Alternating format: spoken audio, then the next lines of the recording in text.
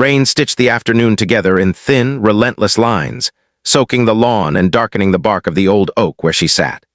The spoon trembled in her hand as she lifted it toward her mouth, rice clinging together with beans that had long gone cold, and something inside the scene felt so painfully wrong that it demanded to be noticed.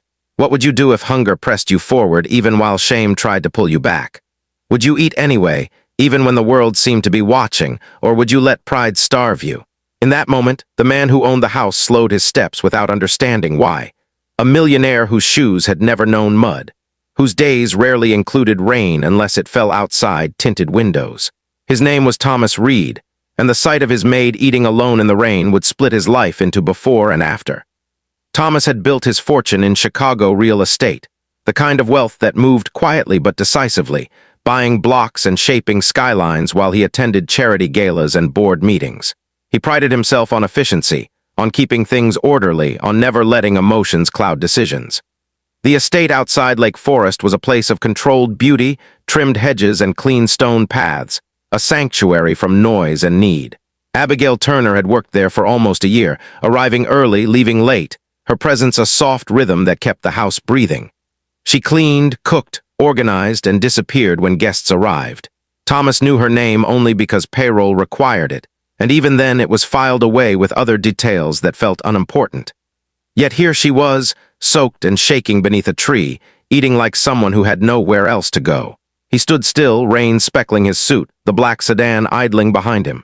Something tugged at his chest, an unfamiliar tightness that made him uneasy. Abigail's face was pale, her hair plastered to her cheeks, and tears mixed with rain as she swallowed each bite. There was no shelter nearby, no umbrella, no sign that she had chosen this place for comfort. It felt like a confession written without words. Thomas wondered with a sudden sharpness how many times he had eaten warm meals without thinking, how often he had wasted food, how rarely he had asked himself who paid the unseen price for his comfort. If you were standing where he stood, would you turn away and pretend not to see, or would you step closer and risk learning something that might hurt? Abigail had once believed in gentle things. She grew up in a small town in Ohio, in a house where Sunday mornings meant church clothes and coffee on the stove, where her father read scripture aloud even when his voice shook from exhaustion. When he died suddenly of a heart condition, the ground beneath her life cracked open. Medical bills swallowed their savings. Her mother grew ill from grief and worry, and Abigail left college to work 2 jobs. Faith carried her through until it didn't, until prayers felt like they echoed back unchanged. She came to Illinois chasing stability, answering an ad for a live-out-made job that promised fair pay. What it didn't promise was mercy when life fell apart again. Her mother's illness worsened, treatments draining what little Abigail had managed to save. Rent rose, the car she relied on broke down. She skipped meals, telling herself it was temporary, that God saw her struggle even if no one else did. On that day, she had eaten outside because she no longer had gas money to drive home during her break. She sat under the oak because the rain felt honest, because crying there didn't require explanation. Each bite tasted like survival and humiliation at once. She did not know Thomas was watching, wrestling with a conscience he had neglected for years. Thomas's childhood had been marked by scarcity, though he rarely admitted it. His father was a stern man who believed weakness invited disaster. They prayed before meals, but gratitude was measured in discipline rather than compassion.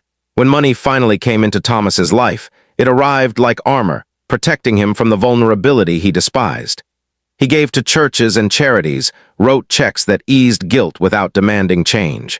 Seeing Abigail like that, raw and exposed, scraped against something buried deep inside him. It reminded him of his mother counting coins at the kitchen table, of nights when rain leaked through the roof and hope felt thin. He turned away that day, not because he didn't care, but because he didn't know how to face what he felt. Yet the image followed him, through meetings and meals, through sleep. He began to notice things he had ignored before. The way Abigail's hands shook when she worked overtime. The lunches she packed smaller and smaller. The exhaustion etched into her posture. Awareness crept in slowly, like dawn after a long night. Struggle, he realized, often hides in plain sight, waiting for someone brave enough to acknowledge it. Change did not come as a grand gesture. It came quietly through small decisions that accumulated weight. Thomas reviewed payroll and adjusted wages, convincing himself it was overdue fairness rather than charity. He arranged flexible hours without explanation. Groceries appeared more often in the house, leftovers intentionally untouched. He funded a local clinic anonymously, then another. Each act felt insufficient, but together they shifted something inside him. Abigail noticed, too, though she did not know why things were easing. She felt shame soften into cautious relief, prayers turning into whispers of gratitude again. Months passed, and the oak shed its leaves, rain giving way to snow. Abigail's mother stabilized, treatments covered by assistance Thomas never claimed credit for. Abigail enrolled in evening classes, hope returning in careful steps. Thomas, meanwhile, found himself changed by proximity to suffering. Wealth no longer felt like an end, but a responsibility. He began volunteering, listening to stories that dismantled his assumptions. Faith returned to him, not as a rigid rule-book, but as a call to love actively, sacrificially. One winter morning, Thomas walked the grounds alone, the memory of rain still vivid. He understood then that the moment under the oak had been a crossroads. He could have passed by and remained untouched, or he could have allowed discomfort to transform him. He chose, imperfectly but sincerely, the latter. Redemption, he learned, often begins with seeing. If this story stirred something in you, if it reminded you of a moment you wish you had handled differently or a kindness you hope to offer, take a moment to share your thoughts in the comments below. And if this story truly touched your heart, gently consider liking, commenting, sharing, and subscribing, so more hearts might be moved by stories of compassion, regret, and second chances.